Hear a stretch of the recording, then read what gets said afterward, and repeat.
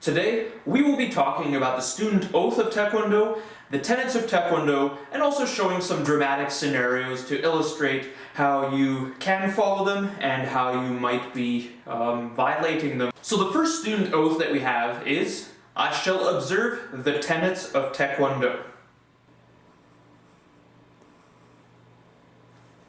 Now this does not mean that I'm looking at it on a sheet of paper and memorizing the 5 and that's it. So much more than that. To observe it is to live by it. So, the 5 tenets of Taekwondo that we have are courtesy, which is ye in Korean, integrity, yomchi, perseverance, inne, self-control, gukki, and indomitable spirit, pekchul pulgu.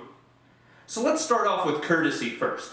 So what courtesy means is, first of all, in the context of the Dojang, showing your respect to your instructors, to your fellow students, to the space itself, distinguishing from your lower belt levels to your higher belt levels. On top of that, also following the etiquette of the Dojang, as we discussed in a previous video, you're not leaning on the wall, hands on the hips, arms crossed, etc.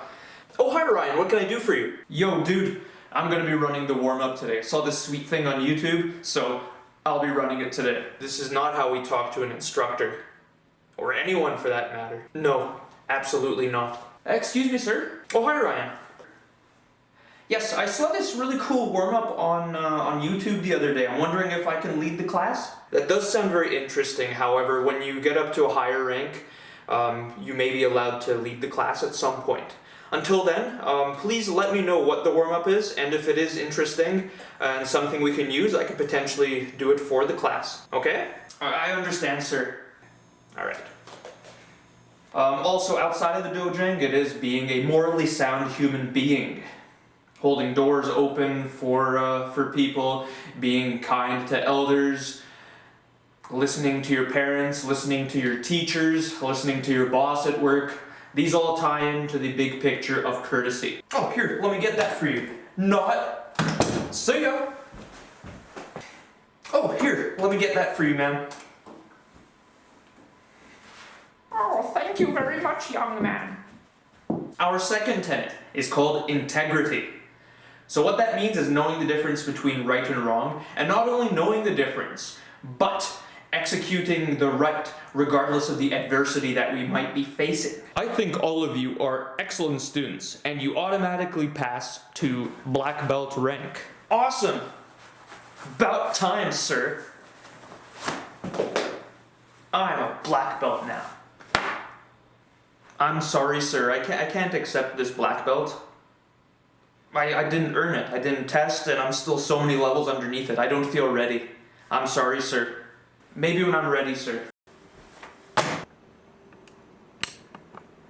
Alright, got me some free money now. Hey, excuse me. I think I might have dropped my wallet around here. Have you seen it at all? Have I seen your wallet? No, can't say I have. I don't think you dropped it around here. No? Okay, thanks. Excuse me, have you seen my wallet around here? Yes, as a matter of fact, I have. You dropped it on the way. I was just coming to grab you. Oh, appreciate it so much. You have no idea how lost I'd be without it. Thank you. Perseverance is the third tenet. That is the drive within us to push ourselves harder, even when we feel like we want to give up. We continue to fight despite the pain, and we don't give up in the quest to become stronger, both physically and spiritually. Alright class, today we're going to be doing 100 push-ups. 1. 2. But 2 is almost 100. Mr. Chan, you would never notice. I'll just say it was 100. Sounds good to me. Done. 100. 1, 2, 3, 55, 56, 57, 99, 100. That 100 wasn't correct. I have to redo it. I gotta lift myself. Next up, we have self-control. So with this one, it's very, very multifaceted. Inside of the Dojang, of course, standing still, being respectful, not talking while the instructor is talking. When we're doing self-defense, step sparring, free sparring, Not going to be beating up other students at 100% strength, knowing that, of course, we are in a training environment. Alright, sir, let's go. Come on, you can do better. Yeah. Stop it, sir. No! Come on, Ryan, you gotta keep your guards up. Keep it up. Ah, you got me, sir. See? Your guard was down. That's why I was able to get that point. Self-control, of course, outside of the dojang means we're not going to be utilizing our skills to intimidate other people to do what we want. I'm not going to raise up my fist to get money out of someone just because I have the skills to do it. Self-control also comes into play if you need to utilize your skills in a self-defense situation. Understanding the right amount of force that you must use in order to defend yourself. If you accidentally kill someone, or injure them very, very badly, and the level of force that they threw towards you to attack you is not proportionate, you will be liable for that. So knowing self-control and what you are capable of and what you need to be free in a self-defense scenario is very, very paramount to be a successful martial artist. And finally, we have indomitable spirit. Indomitable spirit is like a more intense version of perseverance. Where perseverance, you push yourself to work harder, indomitable spirit is the one that keeps you moving forward even when you're destroyed and thrown down to the ground multiple times. Captain America always says, I could keep doing this all day, or I could do this all day. That is indomitable spirit. It's way beyond perseverance. It is a sign of your spirit of never giving up. Those are the people that become immortalized in history, the ones who do not give up in the face of adversity. So, indomitable spirit, a more intense version of perseverance. Stop! I give up, please!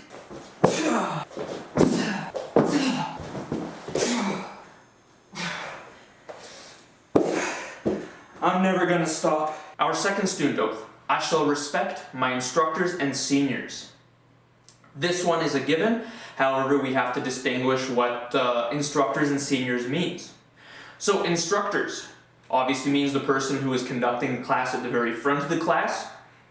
On top of that, instructors will classify as anyone who is black belt and higher rank than you. You show them that necessary respect for having attained that rank.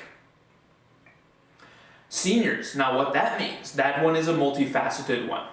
On one end, a senior is, of course, a higher ranking student to you. I will have to demonstrate the appropriate protocol and etiquette for people 6th, 7th, 8th, and 9th degrees.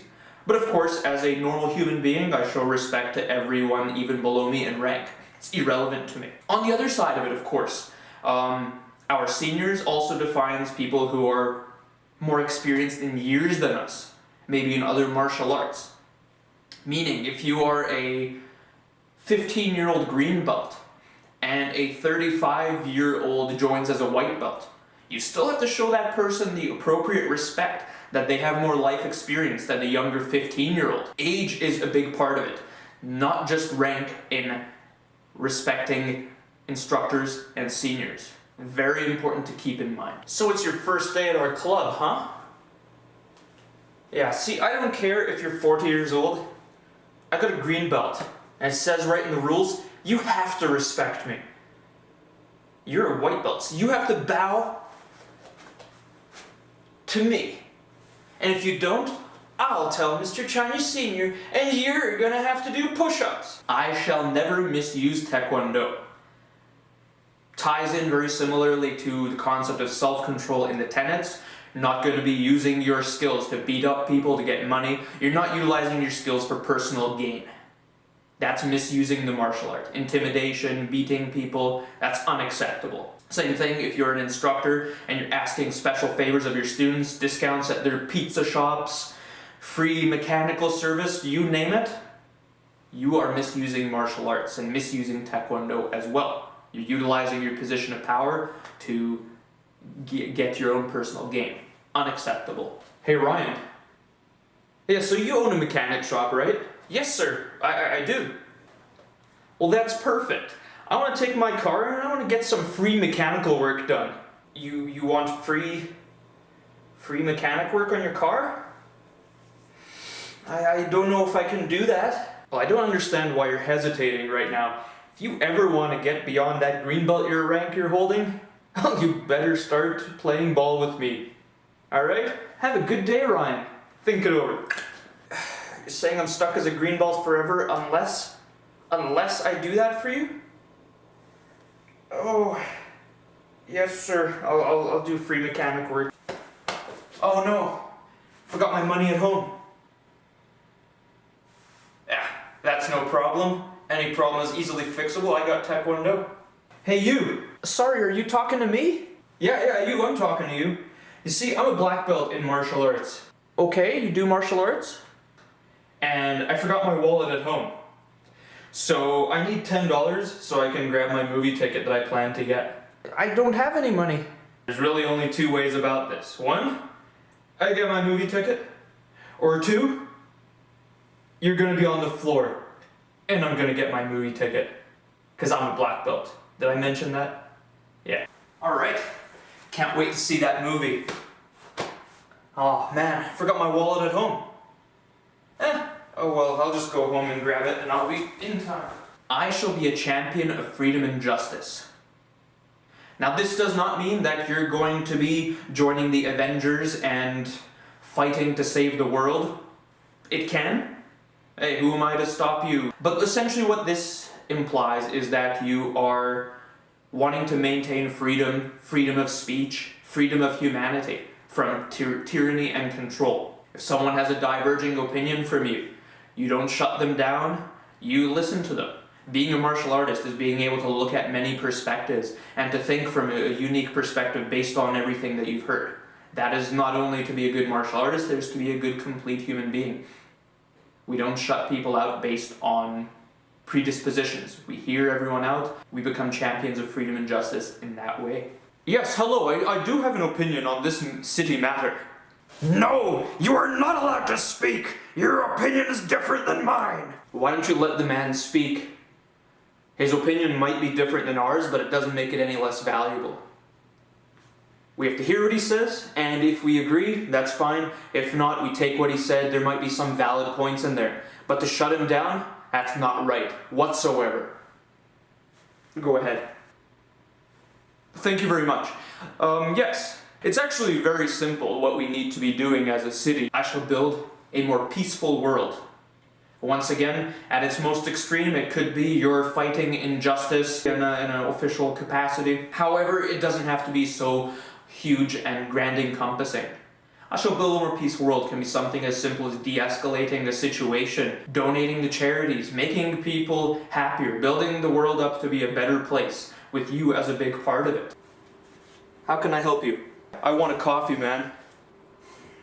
Yes, sir. Coming right up. There you go. That will be $7.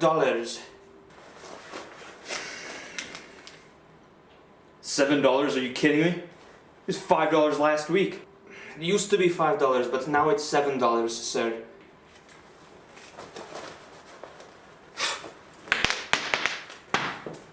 Yeah, you know, you should be really ashamed of yourself for charging $7 for a coffee. That guy is completely right and his reaction is completely warranted. I'm boycotting this store forever. $7. It was $5 last week. What is this? Hey man, I know the coffee's more expensive than it used to be, but it's no excuse to go off on someone who's just trying to make a living. This is a more stressful time for all of us right now, and I get where you're coming from, but there's no need to go off on someone. So give him the extra $2 if you want the coffee, otherwise, just be on your way in peace. Alright? Yeah, you're right, man. There you go. Thank you very much for helping, sir. Hey, that's no problem at all. I'm just building a more peaceful world. Anyways, can I get a coffee, please? So I thank you for watching our video on some of the basic information about the student oath of Taekwondo, as well as the tenets of Taekwondo. I hope you learned something, and I hope you had a little bit of fun watching our interesting acting here today. Taekwon.